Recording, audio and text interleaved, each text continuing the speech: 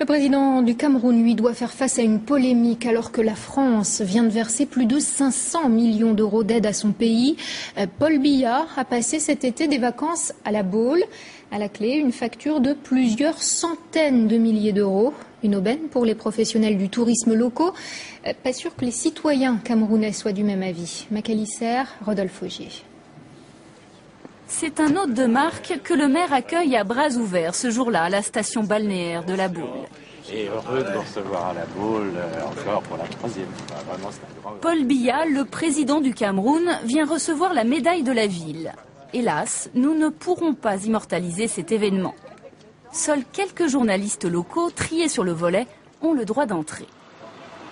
C'est-à-dire que vous avez des consignes exprès pour ne pas me faire entrer, c'est ça l'idée? Sans commentaire. Depuis quelques jours, la polémique enfle sur le train de vie du chef d'État camerounais. Paul Biya et sa femme ont prévu de séjourner 3 semaines dans 2 hôtels de luxe de la ville. Selon nos informations, ils occuperaient tout un étage de cet établissement, ainsi qu'une dizaine de chambres à l'hôtel Hermitage. Un journaliste d'une radio chrétienne a eu connaissance du montant de la facture. J'ai eu les informations en interne, effectivement, de cette visite du président Biya pendant 3 semaines. 3 semaines avec 43 chambres.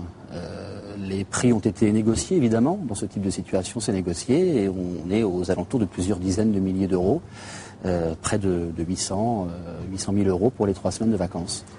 Des vacances à grands frais, alors que la France vient de verser 537 millions d'euros sur 5 ans au Cameroun.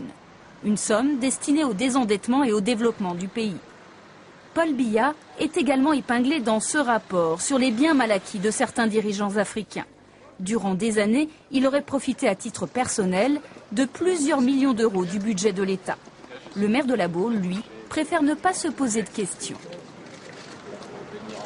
Vous êtes au courant de l'enquête sur les biens mal acquis concernant le Cameroun? Non. Vous l'avez lu? Non. Non. Vous en avez parlé avec M. Biya? Non. Non plus.